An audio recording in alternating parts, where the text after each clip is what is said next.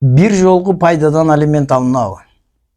Ооба, bir жолку пайдадан алимент алынат.